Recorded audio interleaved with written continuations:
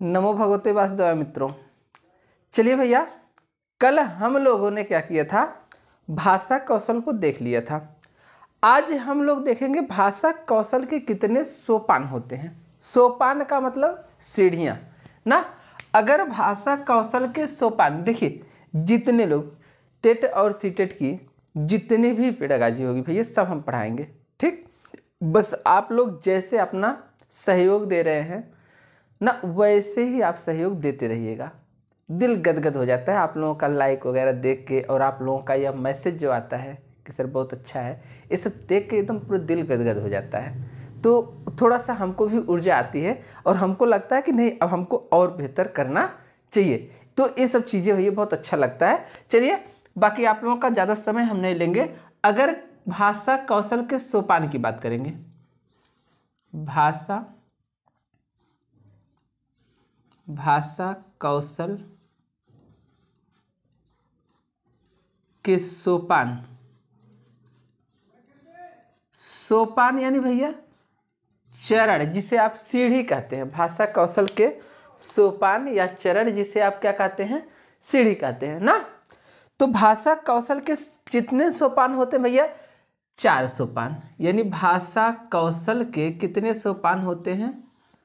4 सोपान होते हैं। अगर आपसे पूछेगा भाषा कौशल के कितने सोपान होते हैं, तो भैया ध्यान दीजिएगा, भाषा कौशल के 4 सोपान होते हैं। पहला होता है भैया सुनना, दूसरा होता है बोलना, तीसरा होता है पढ़ना, और चौथा होता है भैया लिखना। सुनना, बोलना, पढ़ना और लिखना, ये भाषा कौशल के 4 सोपान होते हैं। यानी बच्चे का जब जन्म होता भैया, अब ध्यान दीजिएगा, अगर बच्चे का जन्म होता है तो बच्चा सबसे पहले क्या करता है? सुनना शुरू करता है ना। क्यों, कैसे पता चलेगा? जैसे मान लीजिए किसी बच्चे का जन्म हुआ, 2, 4, 6 महीने का हुआ है ना। अब देखिए, और पहले की बात हम नहीं करेंगे, हम इतना मान लेंगे जब तक वह बातों को केयर कर ले तब की बात आप करिए। 2, 4, 6 महीने हुआ भैया, उस बच्चे को आप कोई पत्र लिख कर दे दीजिए, पढ़ेगा? नहीं पढ़े, पढ़ना नहीं आता। उससे कह दीजिए कि बेटा ऐसा है कि अभी तुम्हें 2, 4 महीना हुआ है, ज़्यादा समय तो हुआ नहीं है। ऐसा करिए, आप जितना समय बिताए उसकी कुछ सारांश हमें बता दीजिए। बताएगा? नहीं बताएगा, ठीक। लेकिन वह आपकी जो भाषा होगी, जो बातें होंगी, उसे वह गौर करता है, सुनने की कोशिश करता है भैया। अब वही बालक जब और कुछ बड़ा होगा तो आपकी बातों के प्रति उसकी क्रियाएं शुरू हो जाएंगी। तो इसका मतलब आप जो बात करेंगे भैया, वह उसका जवाब दे रहा है। दूसरी क्रिया उसकी हो गई भैया बोलने की। वह क्रिया के प्रति क्या करता है? क्रियाएं करता है, तो वो उसका जवाब बोलेंगे तो वह भी उसका जवाब देगा भैया। जैसे होता क्या है, बच्चे, अभी आप मनोविज्ञान पढ़ेंगे भैया, तो वहाँ पर बच्चे कुछ महीने के होते हैं ना, जैसे 8 से 10 महीने के बीच में उनको दांत वगैरह आने लगते हैं। फिर वो शब्द बोलता है, कुछ बच्चे पहले मम्मी, कुछ लोग पहले पापा, कुछ लोग पहले दादा, तो जैसे जैसे बोलते हैं। अब आप अपने मम्मी पापा से पूछिएगा कि आप पहला शब्द क्या बोले थे, पापा बोले थे, दादा बोले थे, मम्मी बोले थे, ठीक, इस चीज़ का। अच्छा, अब भैया वो बोलना शुरू करते हैं, प्रक्रिया शुरू करते हैं, तो दूसरी प्रक्रिया होती है। अब वही बालक भैया ध्यान दीजिएगा, वही बालक जब थोड़ा और बड़ा होगा, तो अभी विद्यालय नहीं गया, विद्यालय जाने से पूर्व बच्चे की प्रथम शिक्षिका क्या होती भैया? उसकी माता होती है। ये आप जानते हैं। विद्यालय जाने से पूर्व उसको आप क, ख, ग, घ, इत्यादि चीज पढ़ाते हो ना, ठीक। आप ऐसे पढ़ाते हो, गोल गोल अंडा, मुंशी जी का डंडा ना, दादाजी की मूछ, पढ़ो बचवा का, ये सब चीजें ऐसे आप पढ़ाते हैं ना। तो वो विद्यालय जाने से पूर्व पढ़ना सीख रहा है ना। लेकिन अब भैया लिखना, वो विद्यालय में जाएगा, लिखना का मतलब, अब एक चीज आप जानिएगा, अभी आपके मन में एक विचार होगा कि सर जी हमने पहले अपने बच्चे को लिखना सिखाया था, बाद में पढ़ना सिखाया, हो सकता है। लेकिन भैया केवल सुनना मात्र, अभी आपको हम बताएंगे, एक एक करके सारे कौशल पढ़ाएंगे। केवल सुनना मात्र श्रवण कौशल नहीं होता है। सुनने के लिए हमारी आपकी बातें तो भैया जानवर भी सुनते हैं, लेकिन वो हमारी आपकी बातों को कितना समझ पाते हैं। अभी आप कहेंगे सर जी ऐसा है कि जो बातें वो लोग सुनते हैं, अभी मदारी का कोई बंदर आया, मदारी जो जो आदेश दिया बंदर सुना और समझा भी, उसके प्रतिक्रिया भी किया, तो भैया वो कौशल नहीं है, वो प्रशिक्षण है। क्योंकि बंदर जानता है कि उसको नहीं पता कि भैया वो जैसे मदारी डंडा उठाया बंदर डांस करना शुरू, उसको नहीं पता है कि हम डांस क्यों कर रहे हैं, किस लिए कर रहे हैं, हमको नचाया क्यों जा रहा है, ये सब उसको नहीं पता है। उसको तो डर है कि अगर हम नहीं इस प्रक्रिया को करेंगे तो मदारी हमको मारेगा। जैसे आपके घर पे भैया मान लीजिए कोई कुत्ता आके सामने बैठा हुआ, आप उसको डांट दिए, उठ के चला गया, आपका गरीब बड़ा समझदार कुत्ता है, कहने के बाद चला गया। लेकिन ऐसा नहीं है, क्योंकि वह कुत्ता जानता है अगर वह आपके बोलने पर ऐसी क्रिया नहीं करेगा तो उसके लिए उसको प्रताड़ित किया जाएगा, इस चीज का उसे डर है। ठीक, तो केवल सुनना मात्र श्रवण कौशल नहीं होता है, हम आपको बताएंगे अभी आगे। और अगर बोलने की बात करेंगे भैया, तो केवल बोलना मात्र भी जो है भाषण कौशल नहीं होता, बोलकर बातों को अव्यक्त करना ये भाषण कौशल होता है। ठीक, तीसरी चीज पढ़ना मात्र, बस वही चीजें हैं कि केवल पढ़ना मात्र पठन कौशल नहीं होता, पढ़कर उसके सार को ग्रहण करना तब क्या होता है, पठन कौशल होता है भैया। ठीक, और लिखना केवल लेखन कौशल नहीं होता है, लिखकर अपने भावों को अव्यक्त करना, लिपिबद्ध करना, वह क्या होता है, लेखन कौशल होता है।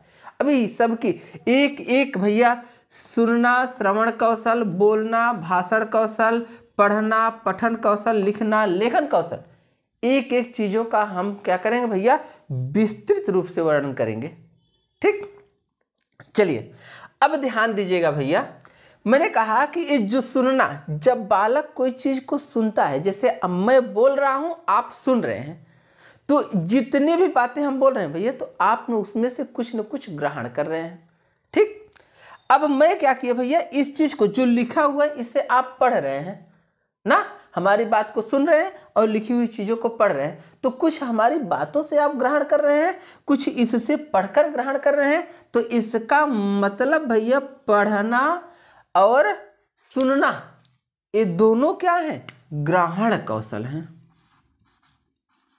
क्या भैया, ग्रहण कौशल, ग्रहण कौशल। अगर आपसे पूछेगा भैया, देखिए क्वेश्चन कैसे देगा, ऐसे दे देगा, निम्न में ग्रहण कौशल है, ऐसे दे देगा। अब एक करके नहीं देगा, ध्यान दीजिएगा, एक करके नहीं देगा, दे देगा भैया सुनना, बोलना। ठीक, फिर दे देगा सुनना, लिखना। ठीक, फिर दे देगा पढ़ना, लिखना। ठीक, फिर दे देगा लिखना,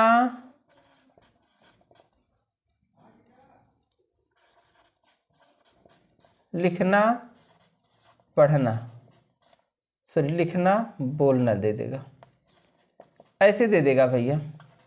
पूछेगा निम्न में ग्रहण कौशल के अंतर्गत आएगा। अब भैया आपको पता है कि सुनना और पढ़ना क्या होता है, ग्रहण कौशल, इसमें विद्यार्थी कुछ न कुछ चीजों को ग्रहण करता है, तो ये किसके अंतर्गत आएगा भैया, तो यह आएगा आपके ग्रहण कौशल के अंतर्गत। तो एक ग्रहण कौशल हो गया। तो इसमें क्या होगा, सुनना और पढ़ना, सुनना और पढ़ना। मैंने कहीं लिखा ही नहीं, ऑप्शन ही नहीं दिया मैंने आपको, मान लीजिए सुनना और पढ़ना। ठीक, तो आपका ए ऑप्शन क्या हो जाएगा भैया, सही हो जाएगा ग्रहण कौशल में। ठीक, अभी ध्यान दीजिएगा, इस प्रकार से क्वेश्चन पूछे जाएंगे और इस प्रकार से कितने क्वेश्चन बन सकते हैं उन चीजों को भी हम देख लेंगे। ठीक, बाकी आपको कोई अगर दिक्कत हो रही भैया तो या कुछ चीजें नहीं समझ में आ रही हैं तो कमेंट बॉक्स में आप कमेंट कर देंगे, तो उसे हम देखेंगे, तो आगे से उस पर सुधार भी किया जाएगा। ठीक। और जो चीज़ें आपको नहीं समझ में आ रही हैं उसे आप पूछेंगे तो समझा भी दिया जाएगा, बताया भी जाएगा। ठीक, चलिए। अच्छा, अब देखिए भैया, बोलना और लिखना, जब पढ़ना और सुनना दोनों ग्रहण कौशल हैं तो बोलना और लिखना ये दोनों भैया क्या हैं, तो ध्यान दीजिएगा, ये दोनों आपके अभिव्यक्ति कौशल हैं।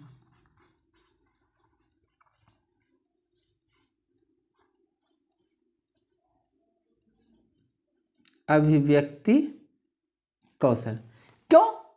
क्योंकि बालक जब कुछ न कुछ बोलता है भैया तो अपने भावों या विचारों को अभिव्यक्त करता है, और जब लिखता है तो भी वह क्या करता है, अपने भाव और विचारों को अभिव्यक्त करता है। ठीक, यानी बोलता है। अब एक चीज आपसे और पूछेगा भैया, जब आपसे पूछेगा सुनना और बोलना, सुनना और बोलना पूछेगा, निम्न में ध्वन्यात्मक कौशल हैं।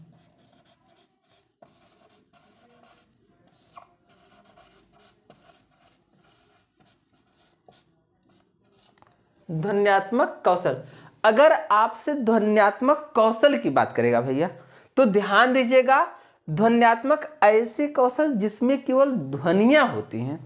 यानी जब हम कोई चीज सुनते हैं, जैसे इस समय भैया आप मेरी बात को सुन रहे हैं तो केवल ध्वनि से अवगत हो रहे हैं आप। और इतना ही नहीं, जब आप बोलेंगे तो आपकी ध्वनियों से हम अवगत होंगे। तो सुनना और बोलना ये दोनों क्या है, ध्वन्यात्मक कौशल है भैया। और ध्यान दीजिएगा, पढ़ना और लिखना ये दोनों किस प्रकार के कौशल हैं, तो ध्यान दीजिएगा, पढ़ना और लिखना दोनों लिपिबद्ध या लिप्यात्मक, लिपिबद्ध कह सकते हैं, लिपि कौशल हैं।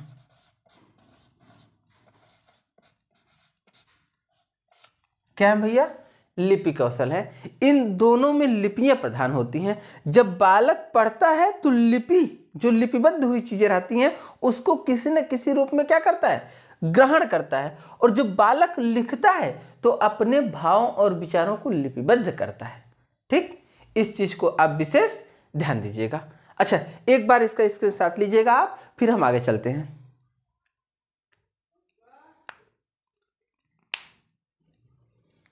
ठीक, चलिए भैया,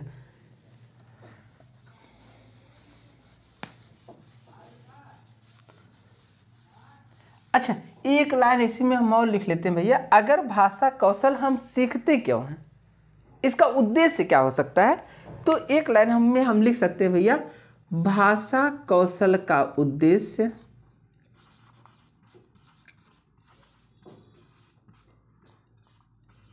भाषा कौशल का उद्देश्य, भाषा कौशल का उद्देश्य भाषा का ज्ञान प्राप्त करना होता है। भाषा का ज्ञान प्राप्त करना होता है। एक एक क्रम से हम आगे बढ़ रहे हैं। ठीक, और अगर हम क्रमागत से आगे नहीं बढ़ेंगे भैया तब दिक्कतें हो जाती हैं, मुश्किलें हो जाती हैं, थोड़ा सा आपके समझने में दिक्कत आ जाती है ना। तो इस चीज को जानिएगा, भाषा कौशल का जो उद्देश्य होता है वो भाषा का ज्ञान प्राप्त करना होता है। और इस भाषा का जो ज्ञान प्राप्त करना होता है भैया, इसका ज्ञान हम कैसे प्राप्त करते हैं, इस चीज को भी आप जान लीजिएगा। ठीक, तो ध्यान दीजिएगा, भाषा का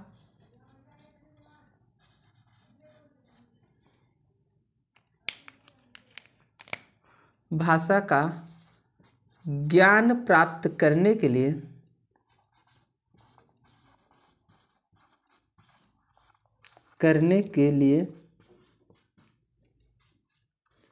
हमें क्रमशः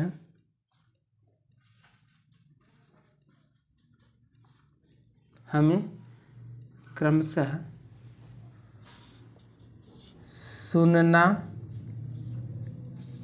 बोलना,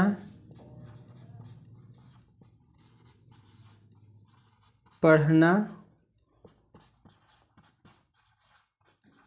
लिखना, अब क्रमशः बात करा भैया, कभी कभी आपसे पूछ लेता है निम्नलिखित में तृतीय सोपान होता है, निम्न में द्वितीय सोपान होता है, निम्न में चतुर्थ सोपान होता है, निम्न में प्रथम सोपान होता है। तो आप ध्यान दीजिएगा, यह आपका पहला सोपान है, दूसरा है, तीसरा है और चौथा, ये सब क्रम से है भैया। तो भाषा का ज्ञान प्राप्त करने के लिए हमें क्रमशः सुनना, बोलना, पढ़ना, लिखना, लिखना कौशलों में या कौशलों को सीखना पड़ता है।